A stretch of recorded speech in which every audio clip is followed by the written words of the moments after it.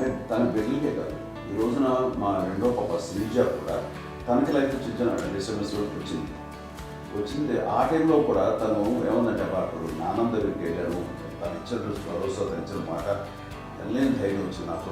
నాన్నమ్మ దగ్గర ఎక్కువ కూర్చోస్తే రాబడి పాజిటివ్ ఫీలింగ్ వస్తుందని నాతో షేర్ చేసుకుంటాను.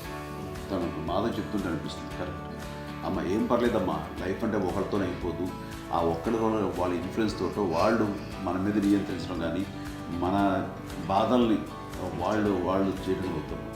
జస్ట్ నువ్వు నీ గురించి నీ మనసులో ఏదనిపిస్తే నీ గుడ్ ఫీలింగ్ ఏది వస్తుందో ఆ ఫీల్ ప్రకారం వెళ్ళిపోదు. అంటే ఆ జనరేషన్ పీపుల్ ఎక్స్పెక్ట్ అలా కాదు, ధైర్యం ఉండి అందరికి ధైర్యం బాగా దూరికొస్తారు. ఫాదర్ కూడా, మా నాన్నగారు కూడా అస్సలు ఎప్పుడు అనేవాళ్ళు, ఎప్పుడు మీరు పెట్టే చెయ్యి మీరు ఎప్పుడు పైన ఉండని తప్ప తీసుకుని ఎలా ఉండకండి, చేతులు పెట్టుకొని అనే అట్లాంటివి చెప్తుండేవాళ్ళు. అందుకని మాకు ఇంకా ఇండివిజువాలిటీ మాకు బాగా ఎప్పుడు కూడా ఒకళ్ళని అడగడం అని, ఈవెన్ బ్రదర్స్ని అడగాలన్నా కూడా మాకు అది పడిపోయింది మైండ్లో, కొంచెం కష్టపడుతుంది.